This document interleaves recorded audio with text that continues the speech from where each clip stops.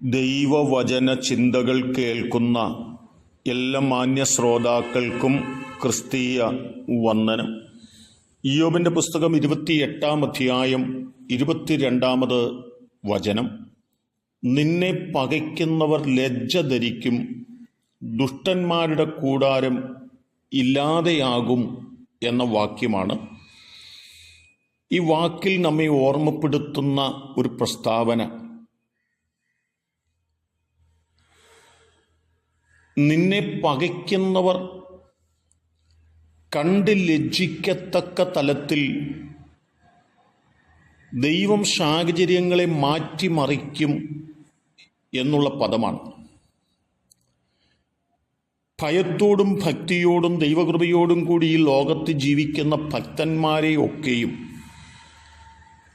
ആളുകൾ പകയ്ക്കുന്നു എന്നുള്ളത് വളരെ വാസ്തവമായ ഒരു യാഥാർത്ഥ്യം തന്നെയാണ്.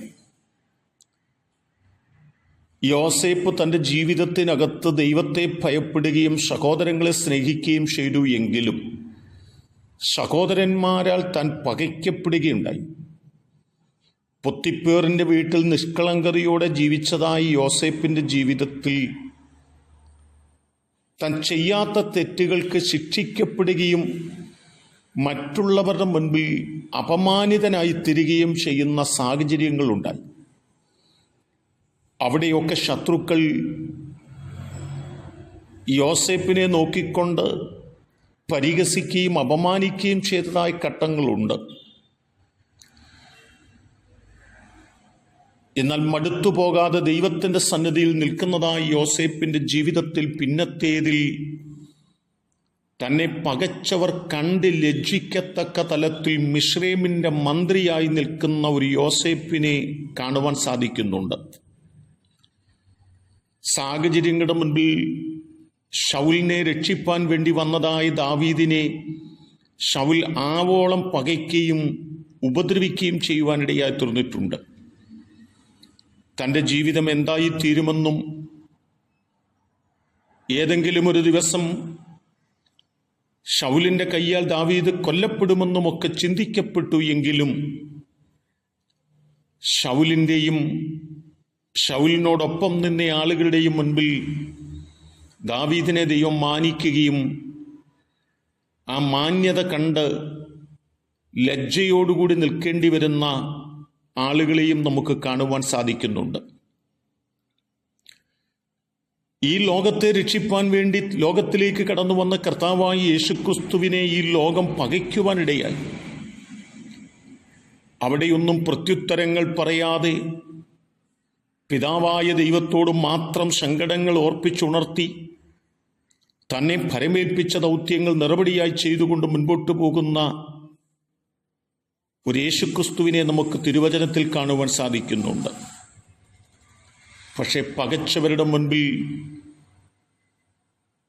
അനുഗ്രഹീതമായ തലത്തിൽ ദൈവത്താൽ ഉയർത്തപ്പെട്ട ഒരു യേശുക്രിസ്തുവിനെയും യേശുക്രിസ്തുവിൻ്റെ ഉയർപ്പിൻ്റെ മുമ്പിൽ ലജ്ജയോടുകൂടി തലകുനിച്ച് നിൽക്കുന്ന സമൂഹത്തെയും നമുക്ക് കാണുവാൻ സാധിക്കുന്നുണ്ട്.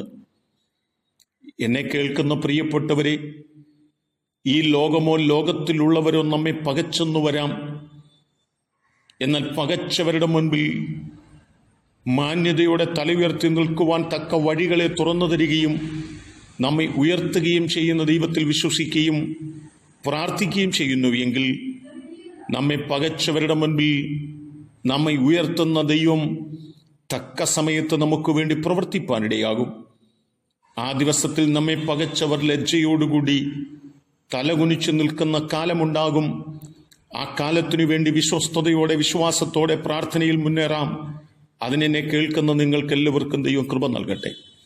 കരുണയുള്ള ദൈവമേ, നല്ല കർത്താവേ, ഞങ്ങളുടെ മുൻപിലേക്ക് കടന്നു വന്ന പ്രതിസന്ധികളും പ്രതികൂലങ്ങളുടെയും നടുവിൽ ഞങ്ങൾ ക്ഷീണിച്ചു പോകുന്നവരായിട്ടല്ല, ഞങ്ങളെ നിരസിച്ചവരുടെ മുമ്പിൽ, ഞങ്ങളെ പകച്ചവരുടെ മുമ്പിൽ ഞങ്ങളെ എഴുന്നേൽപ്പിക്കുന്നൊരു ദൈവമുണ്ടെന്ന് വിശ്വസിച്ചുകൊണ്ട് ഞങ്ങളുടെ ജീവിതം മുൻപോട്ട് കഴിപ്പാൻ ഞങ്ങളെ സഹായിക്കണമേ. ദൈവം അങ്ങനെ ചെയ്യുന്നത് കൊണ്ട് സ്തോത്രം. യേശു കർത്താവിൻ നാമത്തിൽ തന്നെ ആമേൻ.